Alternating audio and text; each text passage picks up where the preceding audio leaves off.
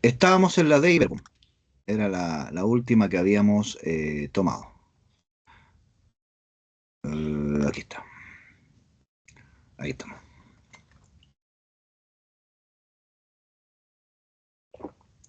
Ya, avísenme cuando se vea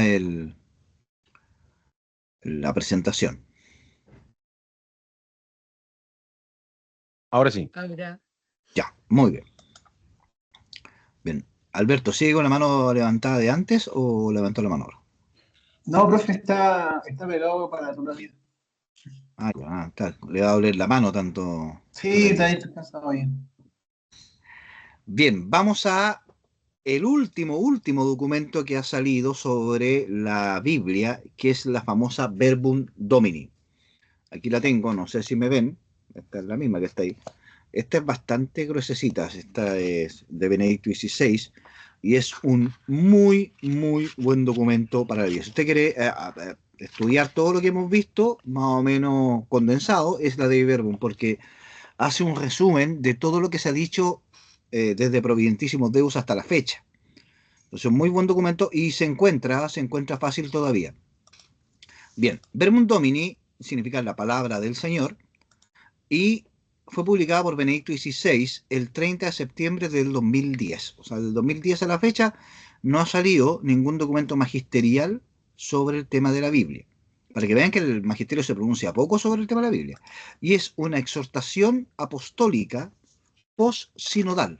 Usted sabe que el sínodo de los obispos se reúne cada 4 años desde el Vaticano II y discuten un tema. El último sínodo fue sobre la sinodalidad, que fue lo que propuso Francisco.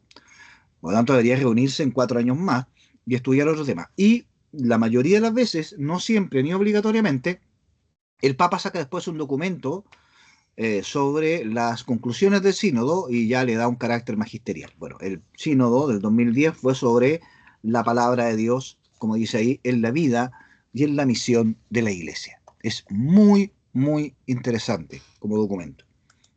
Bien, ¿qué dice la Verbum Domini? Hace un panorama histórico, como les decía, desde Dei Verbum, 1965, hasta Verbum Domini. Entonces, sobre los documentos, ahí habla de Providentísimos Deus, de Divino Frente Espíritu, de todos los documentos que hemos visto y otros que yo no he mencionado, que son como menores y no de tanta autoridad, pero va mencionando esta mirada, ¿no?, histórica, lo que ya le da un aporte tremendo. Y expresa las conclusiones del 11º sínodo sobre la palabra de Dios. O sea, ya llevamos 12 sínodos, ¿sí?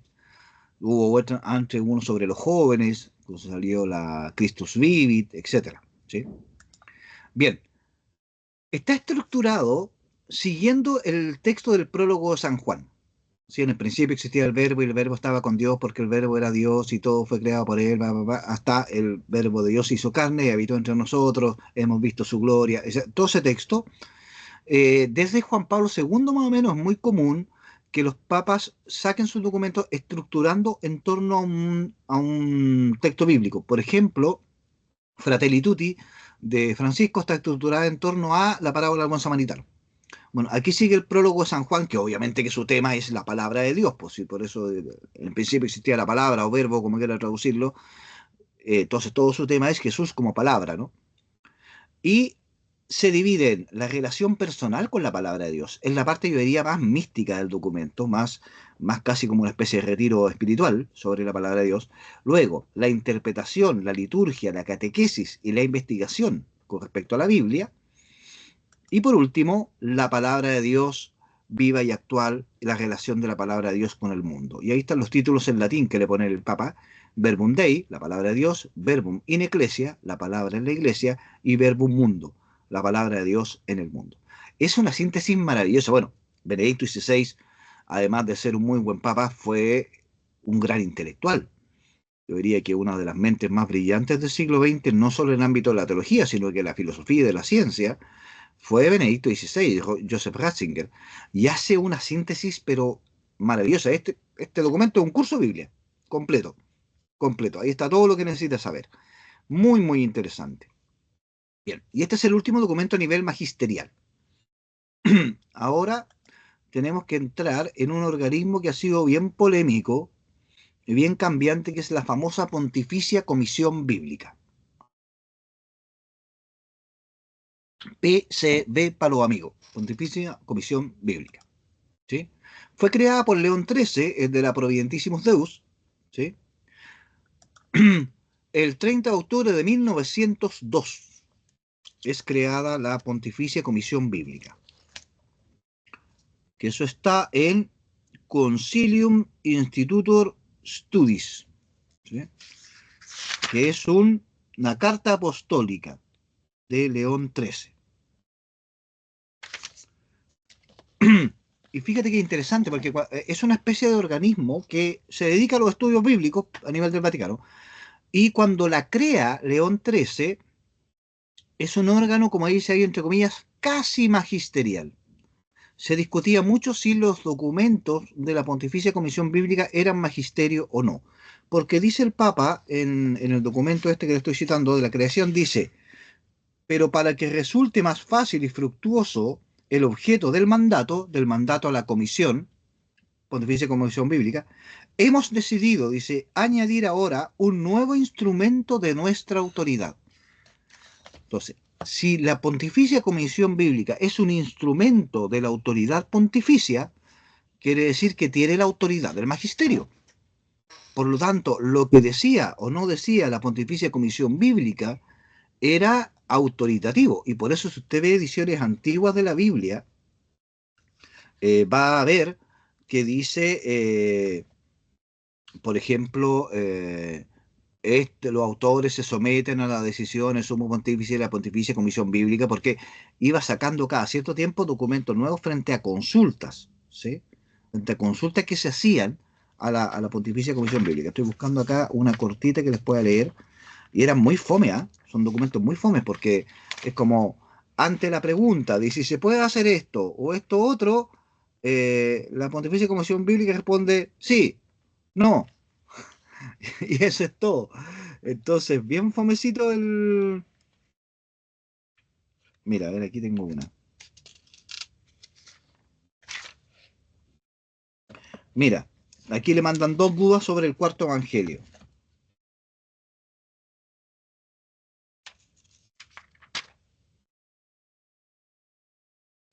Dice, si, duda 2. Si también las razones internas que se desprenden del texto del cuarto evangelio, considerado en sí mismo, del testimonio del escritor y de la manifiesta semejanza del mismo evangelio con la primera carta del apóstol, se puede deducir, para confirmar la tradición que atribuye sin vacilación al mismo apóstol el cuarto evangelio, y si las dificultades que resultan de una comparación entre este evangelio y los otros, teniendo en cuenta la diversidad del tiempo, finalidad y auditorio para el cual o contra el cual el autor escribió, pueden resolverse razonablemente como establecidos una y otra vez, como establecieron, perdón, una y otra vez los santos padres y los exegetas católicos. O sea, la pregunta es si a partir del mismo texto se puede seguir afirmando que San Juan fue el autor del Evangelio y de la primera carta de Juan, San Juan apóstol.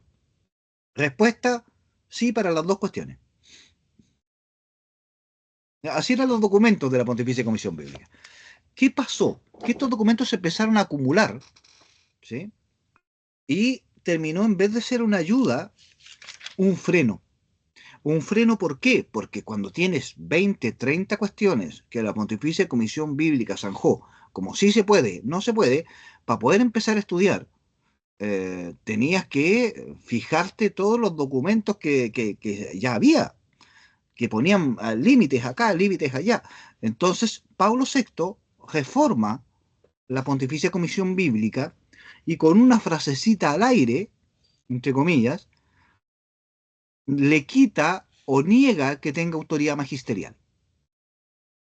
En el motu propio, cédula cura, dice: la comisión bíblica, que conforma su oficio, continúa promoviendo rectamente los estudios bíblicos y ofreciendo, fíjate en esta frase, una válida contribución al magisterio de la Iglesia en la interpretación de la Sagrada Escritura. Comparemos con la otra, decía, un instrumento de nuestra autoridad, decía León XIII, y acá dice una contribución al magisterio de la Iglesia. ¿Se fija la diferencia? Dice un organismo que contribuye, es decir, que apoya, no que dicta con su autoridad cómo se debe interpretar la Sagrada Escritura. Entonces, de aquí en adelante como que se liberó un poco la cosa en 1971 como un órgano asesor en materias bíblicas. Entonces, cuando el Papa quiere sacar un documento, o existe una duda, o existe una polémica en la Iglesia, el Papa no llega y salta y dice, no, o sea, es que no se puede. Le pregunta a la comisión bíblica, le dice, mira, hágame un estudio sobre esto, porque este tema quiero abordarlo, y la Pontificia Comisión Bíblica le dice, mire padre, por aquí puede ir la cosa, y el Papa obviamente toma la decisión.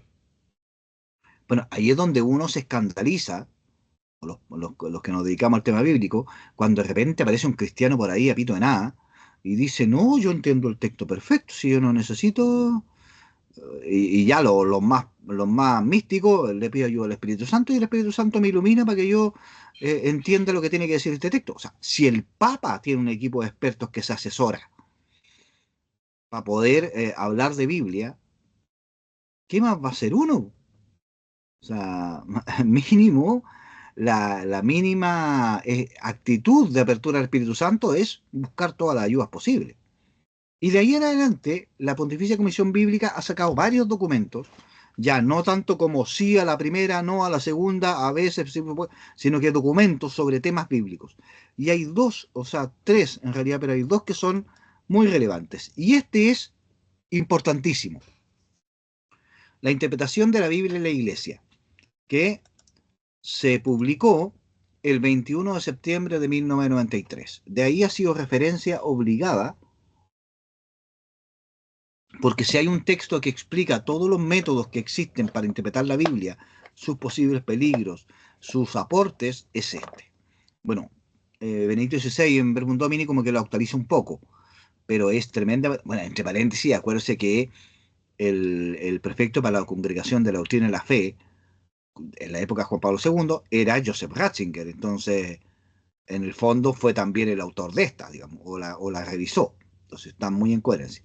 Es una síntesis de todos los documentos anteriores, de la Pontificia Comisión Bíblica, de la Providentissimus Deus, de Divina Flante Spiritus y de otros sobre el tema de interpretación, ya es una síntesis de todo eso. Entonces, en vez de marearse con tanto documento, aquí está cómo se hace la interpretación de la Biblia en la Iglesia. Cuando veamos el tema de la interpretación bíblica en este curso, yo me fundamento principalmente en este documento, porque ahí es sandía calada, digamos, yo estoy seguro que lo que le estoy diciendo está respaldado por el magisterio. Ahora, si bien la Pontificia Comisión Bíblica es un organismo asesor, la publicación de sus documentos está bajo la autoridad del Papa. El Papa aprueba el documento, pero no lo aprueba con autoridad magisterial en ese sentido para evitar que eso se vuelva un cacho, porque la ciencia bíblica va avanzando. Entonces, lo aprueba con su autoridad, pero es mientras no salga algo nuevo, digamos. Y nos frena que haya autores que puedan decir, mira, ir en tesis mucho más avanzadas que otros, pero no seguras necesariamente. Bueno, hace un análisis de la problemática actual de la interpretación bíblica a 1993. Existían muchas orientaciones, muchos métodos en esa época, y todavía existen, que a veces pasaban un poco a llevar la esencia de la interpretación bíblica. Entonces, por ejemplo, las famosas interpretaciones contextuales, la interpretación feminista de la Biblia, por ejemplo, la interpretación de la teología de la liberación, eran interpretaciones que son posibles, que son correctas y que son católicas, pero de repente se pasaban un poco de listo o de listas, de acuerdo al caso, y entonces tiene que la iglesia decir, mira, está bien, pero calma, hasta ahí nomás, porque de ahí para allá ya estamos más poniendo mi propia ideología y buscando textos que me apoyen, más que yo descubriendo la palabra de Dios cómo fomentar el compromiso social por la liberación o cómo fomentar la causa de la igualdad de las mujeres, ¿sí? Bueno, ese tipo de discusiones están acá. Enfrenta particularmente la lectura fundamentalista de la Biblia, que es muy común en las iglesias protestantes. ¿A qué me refiero con lectura fundamentalista? Lo vamos a ver también. A la lectura que pretende que todo y cada cosa que dice la Biblia es prácticamente palabra dictada por Dios. Por lo tanto, no hay error posible y todo lo que está ahí es exactamente como hay que interpretarlo. Entonces, esa lectura que no es crítica, sino que es ingenua y fundamentalista y a veces claramente interesada, es tremendamente peligrosa. Es tremendamente peligrosa.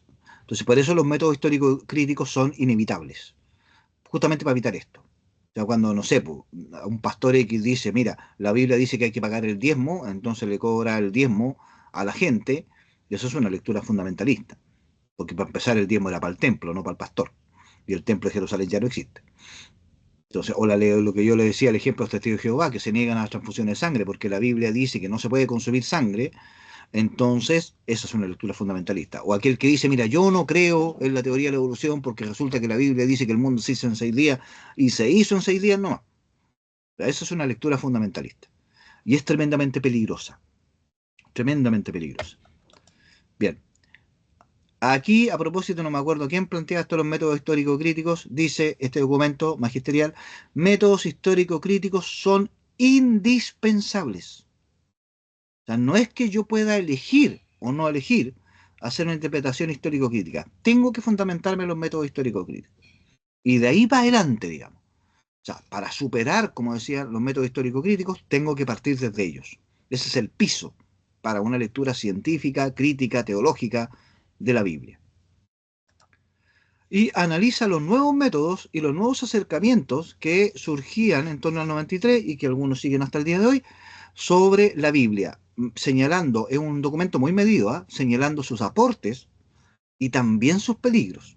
Entonces, cuidado ahí cuando dice, mira, esto puede ser peligroso, no está diciendo que el método está equivocado. ¿Sí? Está diciendo que, como todo método y como toda herramienta, tiene sus límites. Entonces ahí hay que ir teniendo cuidado. Eso en el fondo el punto. Y criterios de hermenéutica, es decir, criterios de interpretación eclesial de la Iglesia sobre la Sagrada Escritura. Recuerde, exégesis, interpretación de un caso particular, de un texto. Hermenéutica, reglas de interpretación en general de la Biblia. Y esto es más o menos la interpretación de la Biblia de la Iglesia. ¿Sí? Entre este y el siguiente que vamos a ver, hay uno que yo no me interesó señalárselos. Este es el último, ¿eh? El último que ha surgido de, entre ese y este salió el Catecismo de la Iglesia Católica, que obviamente no lo voy a mencionar porque en el fondo resume lo que dice los documentos anteriores, y salió el pueblo judío y sus sagradas escrituras, la relación entre la escritura sagrada del pueblo judío, el Tanaj, como decía alguien por ahí, y la Biblia cristiana. ¿Cómo se lee? Se lee la Biblia cristiana de una manera, la Biblia judía se lee de otra. ¿Por qué sale este documento que es del año, da igual tiro, del año 2001, porque en esta época se empieza a hacer muy al uso la interpretación judía de la Biblia. Ahí salen muchas obras de judíos sobre Jesús, particularmente la obra de Meyer, un judío marginal, que son 4 tomos gigantescos, y la visión, la lectura del Nuevo Testamento desde el judaísmo empieza a cobrar mucha fuerza. Antonio Piñero, por ejemplo, está en esa línea como autor del mundo cristiano, lee el Nuevo Testamento desde la perspectiva judía. Prácticamente él dice que estamos hablando de textos judíos. Eh, y sí y no, pues depende de lo que quiera decir. Entonces, para abordar este problema, saca la Pontificia Comisión Bíblica este documento que pone, digamos, los puntos sobre la I. Mira, sí, la interpretación judía tiene estos acentos y está muy bien como para entender el contexto, pero la interpretación cristiana es otra cosa. Entonces va aclarando y también el tema de la relación siempre complicada históricamente entre el mundo judío y el mundo cristiano, ¿no? Sobre todo por las malas prácticas que hemos tenido a lo largo de la historia. En el fondo también previene y apunta contra el antisemitismo, la discriminación, etc. ¿Sí? Bien, ¿qué dice ahora? Saltando ese documento, nos vamos al último, que es la inspiración y la verdad de la Sagrada Escritura. No es la Sagrada Escritura, no que dice la Biblia sobre inspiración y verdad, sino la inspiración y la verdad de la Biblia. ¿Sí? Ahora, este tema fue un boom, 2014, ¿eh? Esto fue una explosión para el mundo bíblico. Porque inspiración y verdad son dos conceptos que se han ocupado mucho en la interpretación bíblica. Cada curso de Biblia inevitablemente asume, como ya vimos la vez pasada, el tema de qué significa que el Espíritu Santo haya inspirado la Biblia y en qué sentido la Biblia es verdad. Ahora, estos temas que estaban más o menos tranquilitos en el mundo bíblico, resulta que con este documento explotó porque la Pontificia Comisión Bíblica pide a los biblistas que investiguen particularmente estos dos temas, porque como que se dan por obvios, pero no se entiende bien hasta qué medida y en qué sentido la Biblia es inspirada y es verdad. Y el documento en realidad no llega a conclusiones, sino que hace un aporte de reflexión a partir de lo que la misma Biblia dice sobre inspiración y verdad, y lo que el magisterio ha dicho sobre eso. Bueno, sigue la Dei Verbum, obviamente, en estos dos temas. De hecho, parte con los textos de la Dei Verbum. Luego analiza, como ya decía, los textos bíblicos, donde se habla de inspiración y de verdad, haciendo una especie de catálogo. O sea, es un material de apoyo, digamos. Si alguien quisiera escribir un libro sobre inspiración y verdad, podría tomar perfectamente este documento para partir. Y sobre todo, y esto es muy interesante porque, no, fíjate, esto también es interesante porque mucha gente que de repente toma la idea de que el Vaticano es una autoridad absoluta, autoritaria, que impone cosas. En cambio, acá vemos en este documento, y en otros también, que dice, mira, estos textos no es tan fácil de interpretar. Aquí presenta cierto problema, acá algunos lo interpretan así, otros así. Entonces es un documento muy dialogante, este documento de la Pontificia Comisión Bíblica. Y esto sí lo dice claramente, inspiración y verdad están al servicio de la revelación. Porque la revelación es Dios que se ha mostrado para entrar en relación con nosotros. Y por lo tanto, para estar seguro que esta es útil, la revelación debe ser verdadera. Y es verdadera, ¿por qué? Porque el Espíritu Santo les ha inspirado. Entonces, en el fondo dice, claro, podemos discutir qué significa inspiración y verdad, sí, pero no podemos discutir que la Biblia está inspirada y que es verdadera. Podemos discutir qué entendemos por eso, pero no el hecho de la inspiración bíblica. Eso sí o sí es, porque si no, hasta ahí nomás no llegó la revelación. Y sobre todo, y este cierre a mí me gusta mucho este documento, que es fuente de vida y salvación. O sea, después de toda la discusión técnica, el fondo y el objetivo es la Biblia como fuente de vida y como su fuente de salvación, lo que ya decía la de Verbo, ¿no? La verdad contenida en ella para nuestra salvación. Y ese es el objetivo final. ¿Sí? Este es un panorama rapidito sobre los distintos documentos que hay en la iglesia sobre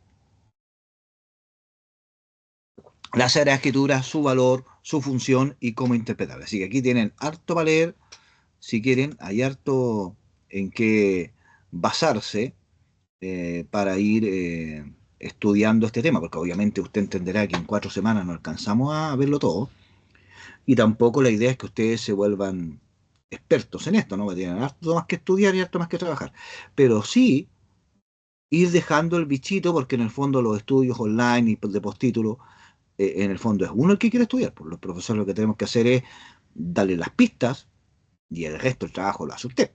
A usted le interesó estudiar esta cuestión. Pero ahí no sé si hay algún comentario. Estos son lo que tenemos sobre los documentos.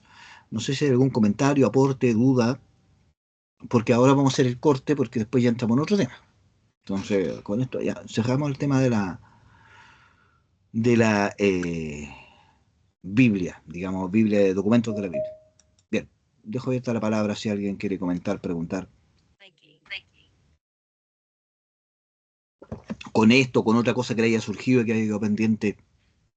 Ah, a propósito de los leccionarios, son del siglo noveno, perdón, me equivoqué, yo dije tercero, noveno. A propósito del tema de los leccionarios, pero ya lo vamos a ver. Álvaro. Sí, un comentario respecto a la diapositiva, hace como 4 o 5 diapositivas anteriores, mencionaba que la Biblia, en términos generales, textual no me acuerdo, pero hacía mención que era lo que Dios esperaba de nosotros, ¿sí? Sí, Entonces yo dije, aquí falta una segunda parte, ¿ah? Una reflexión inmediata fue, y dije, ¿y qué es lo que deberíamos esperar nosotros de Dios también? claro, eso yo Entonces, lo digo con la primera parte de quién es Dios, en el fondo. claro, Claro, porque pero sí, también se nos pide, claro, se nos pide que deberíamos, cómo deberíamos comportarnos nosotros, pero en términos de llegar a la salvación, que es nuestra meta, ¿no? De todo cristiano. Pero también es importante saber qué debemos esperar de Él, porque gracias a Él podemos avanzar, Claro. gracias a la palabra, gracias a los hechos. Entonces esa parte como que me encontré que faltaba esa otro, en la frase esa. Claro. ¿Qué espera Porque de además nosotros, podemos, pero nosotros qué esperamos de Él también? no, perdón, sí, sí, súper de acuerdo, porque podemos tener una visión totalmente equivocada de Dios y esperar cosas que Dios nunca haría, pero según nuestra cabeza sí. Entonces, Dios por más que le rece, no va a hacer que me gane el quino, digamos. Entonces podemos tener una visión deformada de Dios y esperar cosas, y de hecho mucha gente que se vuelve atea por eso, porque, pucha, yo quería que Dios hiciera no sé qué cosa y Dios no la hizo, entonces no creo en Él. Ah, pero esa imagen que tenías de Dios no tiene nada que ver con el Dios que revela a Jesús, po. Nunca dijo que iba a hacer eso. ¿Sí? Ah, entonces, muy buen aporte, muy buen aporte. Claro, yo trato de decir esas dos cosas con quién es Dios y qué quiere de nosotros, pero también lo podría decir como usted lo dice, ¿no? ¿Qué esperamos de Dios? O sea, ¿qué espera Él de nosotros, su voluntad, y qué esperamos de Él? Sí, muy buen aporte. Jaime, Ya, es sobre algún idioma, es decir, usted nos mostró que tenía la raíz verbum en español y en latín. sí, Entonces, a veces si uno tuviera tiempo es interesante irse metiendo en el latín, como era antes, no le entendí no o entendí no. lo último. Ya, el latín es importante como idioma para estos temas. Sí, y no. Ya, Sí, y no. O sea, para la media de lo que uno hace como profesor de religión, creo que sería una exageración. Ahora, ya, para entender, si uno quiere profundizar en los documentos de la teología, en los documentos de la iglesia, sí, porque en general uno maneja buenas traducciones de los documentos de la iglesia, pero también hay unas muy malas. Entonces, de repente, claro, hay discusión sobre lo que quiere, cuando son cosas muy precisas, ¿no? Sobre lo que quiere decir en realidad el documento aquí, y ahí hay que irse al latín. Esta edición que tengo acá, que yo les mostraba que es una edición de estudio, precisamente por eso trae el texto original, sea francés, sea griego, sea latín, digamos, porque cuando uno tiene dudas, consulta el original y de repente se da cuenta que está mal traducido. Todo esto, este tipo de libros, por ejemplo, que de repente, con todo el cariño que les tengo a las Paulinas, digamos que uno compra, de repente hay traducciones que están muy mal hechas. Por eso el Vaticano tomó la costumbre hace mucho tiempo de hacer traducciones oficiales. O sea, de hacer traducción oficial. Entonces, la traducción aquí es la traducción del Vaticano. No la traducción que hizo Juanito Pérez de lo que él leyó en latín. Ahora, sí, nunca está de más. Además que aprender algo de latín te sirve para manejar algo de italiano, francés, portugués, incluso alemán. O sea, te abre la cabeza para otros idiomas. Sí, sí, sí. ya. No, de igual. Mm. Bien. ¿Algún otro aporte, comentario? ¿Duda? ¿No? Bien. A la vuelta vamos a ver la transmisión del texto bíblico. Es decir, evidente que yo he hablado todo este rato, que estamos hablando de textos de hace 2000, 3000 años, escritos en otro idioma, en griego, en hebreo, etcétera, y escritos a mano. Entonces, ¿cómo sé yo que esto que tengo aquí, que usted tiene en su casa, en castellano, impresa, no sé, el 2008, creo que está, 98, perdón, que en realidad los textos que están aquí son los que escribió el autor? ¿Cómo sé yo, como alguien lo decía por ahí, que en el camino, entre una copia y otra, alguien metió mano, alguien cambió los textos, alguien le molestaba una cosa y la modificó? Bueno, ¿cómo puedo estar seguro que la Biblia que estoy leyendo en realidad es, porque si es la palabra de Dios, tengo que estar seguro que el texto que tengo en la mano es el texto que corresponde? Entonces, ¿cómo llega la Biblia hasta nosotros, en el fondo? Y vamos a partir, a ver si alcanzamos hoy día, desde los originales hasta cómo se hace una Biblia moderna. Si no alcanzamos a ver todo eso hoy día, lo terminamos de ver la próxima clase, ¿ya? Pero nos vamos a meter en ese tema que además es muy, muy, muy interesante. y para eso nos va a quedar poco, pero yo les prometí siempre que íbamos a hacer un recreo más largo, ¿no? Eh, entonces deberíamos volver 10 para la una. Sí, 10 para la una, 20 minutos, ¿les parece? Y ahí vamos con los textos, la transmisión del texto bíblico, cómo llegamos de los originales hasta nosotros. Así que, si no hay más preguntas, 10 para la una nos encontramos. Y ahí hasta la última patita y ahí hasta donde lleguemos. Bien, que estén bien. Nos vemos. Así preparan el almuerzo todos.